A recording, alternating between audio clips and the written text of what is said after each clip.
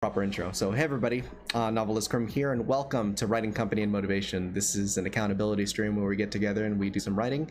We usually host a stream on Mondays, Wednesdays, and Fridays from 8 p.m. to 10 p.m. Eastern. So if you haven't, I recommend you leave a follow, and you can check out our stuff either on VOD, YouTube, or wherever you get this this beautiful podcast of sorts.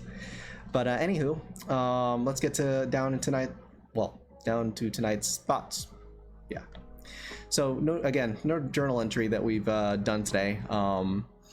This whole week has been a little bit hectic in terms of things to do. We had a wonderful 4th of July weekend. We kind of gathered around with the family on Saturday and had a summer bash. So we got to, hang out with some family members. There was a lot of drinking, a lot of dancing, a lot of partying. And it was kind of cool to, be able to connect with my cousins and, other close family members. I think in a way it's kind of awkward because, there's some parts of the family that are, distant. And it's mostly because of, I guess kind of like drifting ties and whatnot. Sometimes it's when you're growing up, people tend to drift. And also there's other factors like, bullshit drama or things that get in the way of, family and celebration. But you try to make the best of what you can of a situation, and kind of realize that life is a little too short to hold such grudges.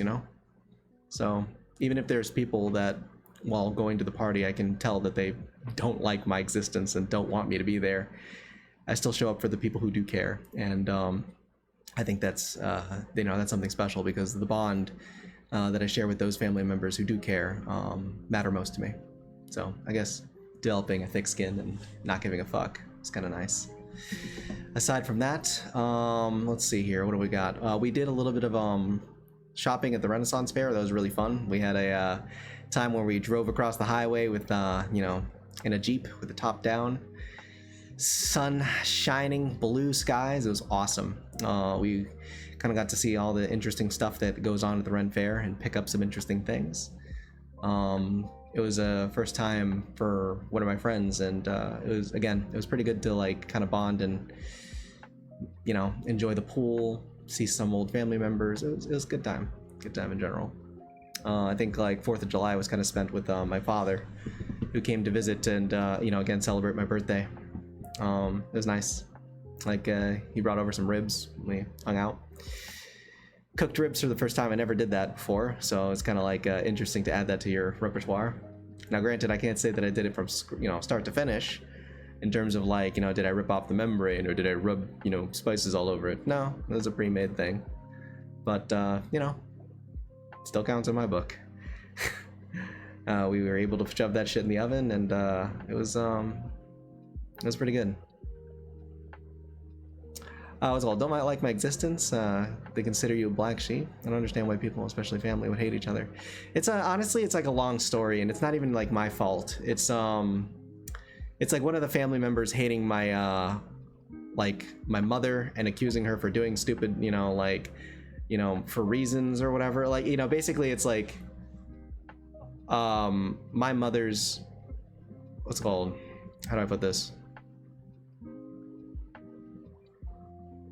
One of the husbands thought that my mom was trying to do some kind of scheme in order to break them up. My mom's a partier, right? So she likes to party, have fun, and do all these wonderful things and bring people together. But the husband didn't like that, and they would thought that she was trying to do some kind of grand scheme in order to break them up and stuff like that, and find a better husband, or the guy was just insecure at the time, and it just caused so much drama. And they did get divorced, but now they're coming back together, and I think ever since then the father has just disliked my existence, and I can tell every time I walk around, there's just there's a high-pitched tone in his voice whenever you arrive, and he's like, oh, you're here, the didn't do anything wrong to him, but you can definitely tell that because I'm not the type of person to fork over loads of money, because I'm not the type of person to kiss feet, I am therefore not liked. So it's it's a little bullshit, but you kind of deal with whatever hand you're dealt, and you just don't let it really get to you. I really don't care if the truth of that story is accurate or not, but I can certainly tell that the guy dislikes me when I walk around, so that's one thing. And secondly, I just I care about the people who I do care about, which is like the what do you call it? You know, my cousins. They mean the world to me. They're important. And I frankly don't give a fuck what other people think, you know, so long as I hang out with them. So they can suck it. Aside from that, yeah, so I did end up like hanging out with my father on you know, 4th of July. We ended up watching The Legends of Vox Machina, which is a Critical Role animation for the uninformed. It's pretty good. Really enjoyed that. Fantastic time. I watched all of it. Binged watched the shit out of that show. It was really, really good. Totally recommend. I wish there was more, and it looks like they might be making more, kind of. I mean, they left it open-ended, so I'd assume so. You know, there was no reason not to. But other than that, it's been kind of weird. How's it going, Slayer? Good to see you. We're having a little bit of a chat before we get started into writing. Things are a little bit kind of like slapdashy at the moment. Thanks to having a lot of things on the plate here. So how's your work coming along there, Slayer? So let me take a sip of coffee here. Dear God, that's strong. Oh yeah. That's gonna fuck me up. So yeah, I made that coffee way too powerful. I'm not gonna go to sleep until 2. Rip. In my life, the closest people to me are not my relatives, so kind of difficult. Yeah. No, I feel you. It's kind of hard.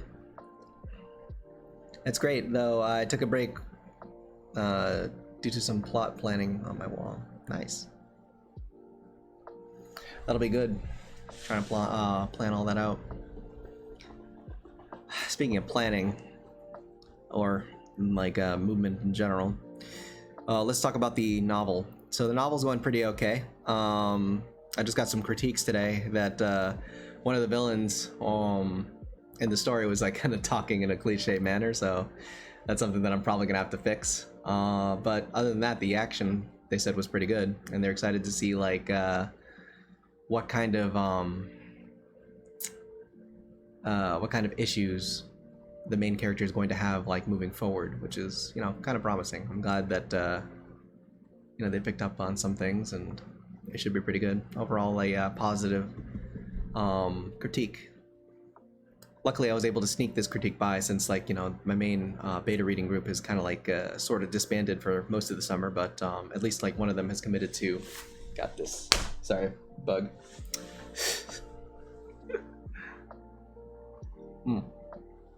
One of the what do you call it?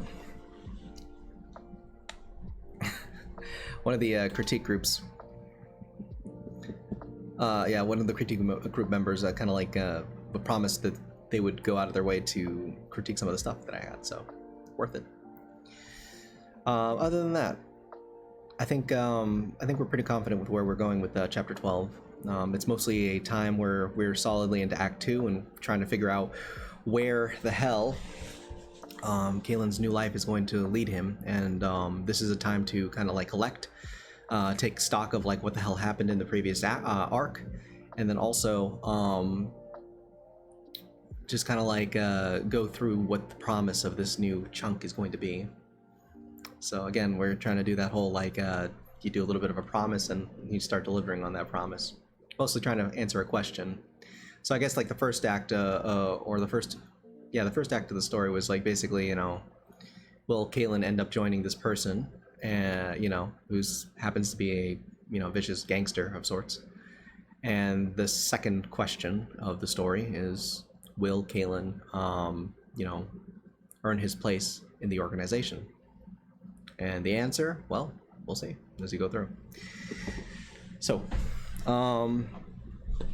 I wanted to answer some of the questions that we had, but we can certainly allocate some of those questions toward the next stream.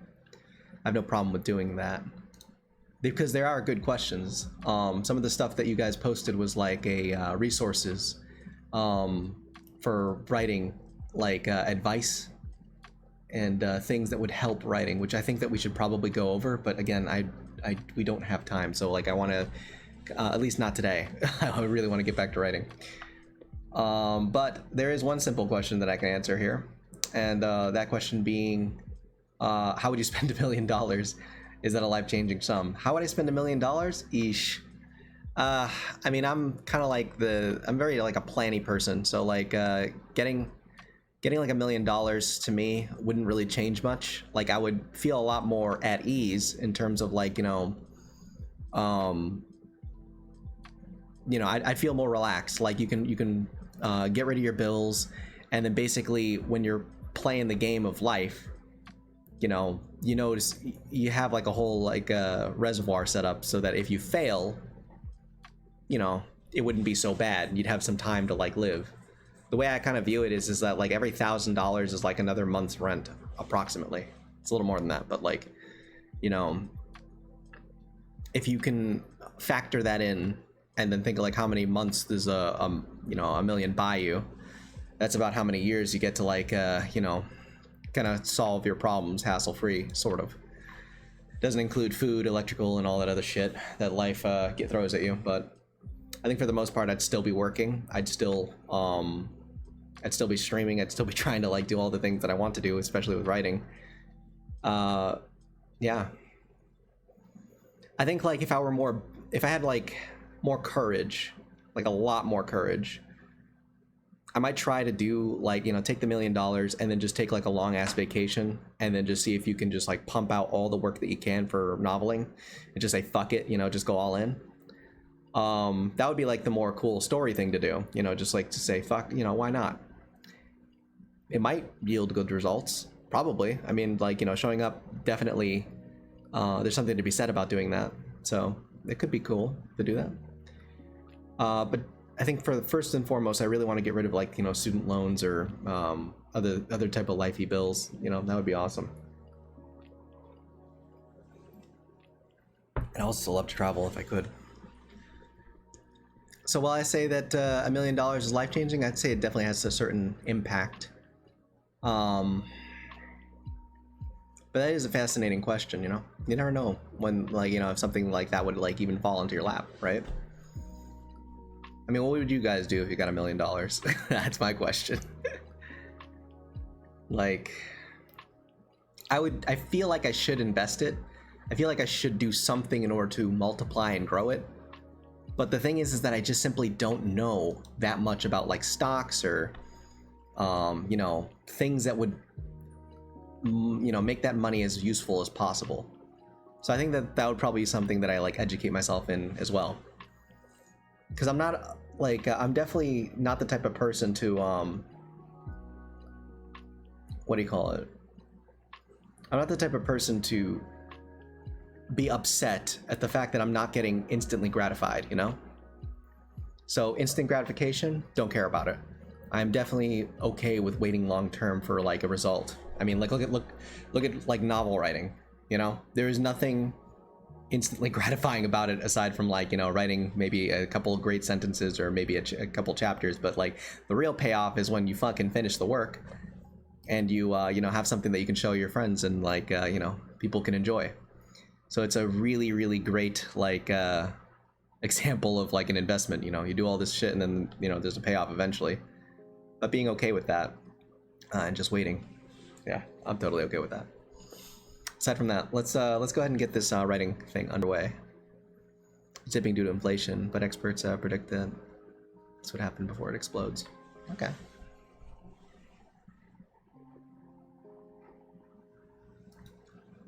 That would be so cool.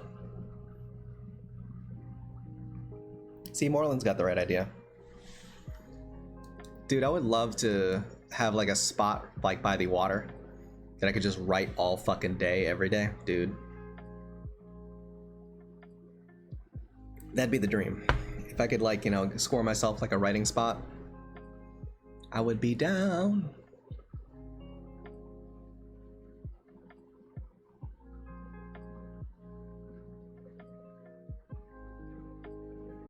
All right, let's switch over to writing mode.